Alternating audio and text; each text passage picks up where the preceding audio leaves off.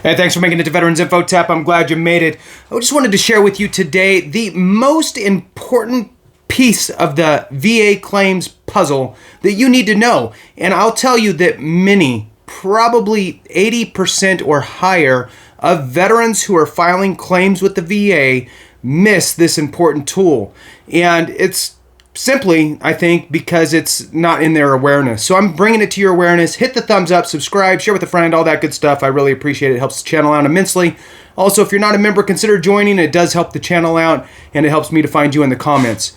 All right, so the most important piece of the VA claims puzzle is setting up your claim for success with getting the correct rating, in addition to obviously getting it service connected, right? So let's pretend you get your service connected piece all dialed in and you know you're going to get service connected for it.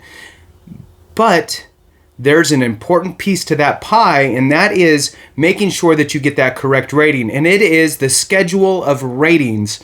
This is posted on the VA's website, and if you Google search VA rating schedule or schedule of ratings, it should pop up on a VA link there so you could find it. Now, it's a little bit cumbersome to get through. I'll grant you that.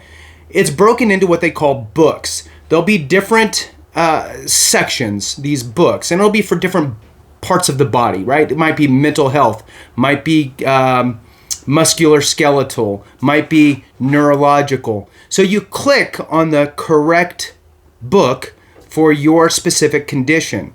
Then what you will do is you'll click on the one that actually says schedule of ratings in that book, because they'll give you probably 5 different links that you can click on.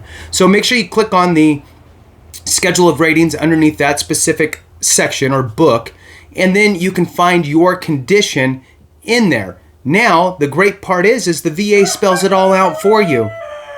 My rooster. The great part is that the VA spells it all out for you. If you warrant a 50% rating, for example, then you must meet these criteria, whatever it is, XYZ.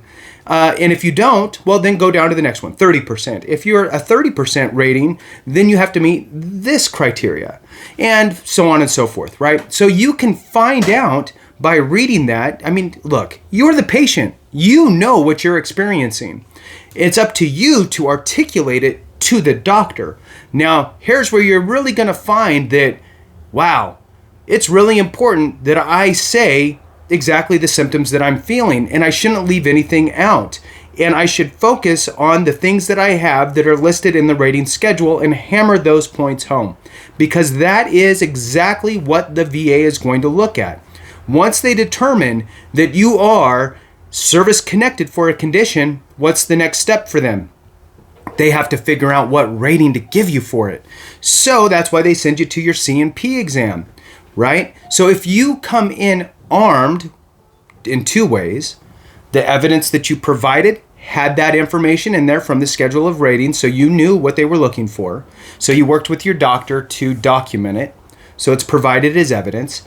Then you go to your C&P exam and you give them all the information that they need for the specific rating that you warrant, giving them the exact words, signs, symptoms, criteria, whatever it is, to meet that rating. You're making their job super easy, because now not only are they going to get it right, they should get it right. They can still screw up, right? But you're going to stack the deck in your favor, and that's the point. You're going to give them everything they need to rule not only in your favor, but at the appropriate rating. This is vital. This, in my opinion, is more important that you get and utilize this information correctly. It's more important that you utilize, I'm going to say it again, it's more important that you utilize the information in the schedule of ratings with your primary doctor for evidence and with the C&P examiner. It's more vital that you utilize that than utilizing a DBQ, in my opinion. Because if you just use a DBQ, sorry, I was feeling a bit blue. If you just utilize the DBQ and you do not utilize the schedule of ratings with it, who knows what's going to be put in the DBQ? Your doctor's going to write whatever they think they need to, but they might miss 7 words of the 50% rating, which then bumps you down into the 30. Meanwhile, you should have been at 50. They just didn't know they needed to write those things. Are you following me? So if you think about it, let's reverse it around, right? So now, if you give a DBQ without schedule of rating information, you're getting garbage in, you're going to get garbage out. Or if you utilize schedule of rating information without a DBQ, you could still get all the information you would get from a DBQ into your medical records and at the CMP exam, which is essentially they're filling out a DBQ for you. So you need to have the right information, and having the right information is key, not having the right form in this case, if that makes sense. Sure, I'll give you this. Of course, the DBQ is great. It helps the VA. It's on their form. Everything's great, but only if you use it in conjunction with the schedule of ratings. And that's why I'm harping on this so much, okay? So remember that there's always 2 pieces to your VA claim. The first piece is I need to get service connected. Getting service connected boils down to 3 things. Prove your time in service, gives you a window of opportunity. Have a diagnosed condition that's chronic in nature or has some sort of residual effects. And 3, show or prove that that diagnosed condition manifested during your time in service or as a result of your time in service or something, right? It has to tie into your window of opportunity, right? I like to use the word manifest. Show me that it first started during your time in service or is a result of your time in service, right? So like, let's say Agent Orange, for example, right?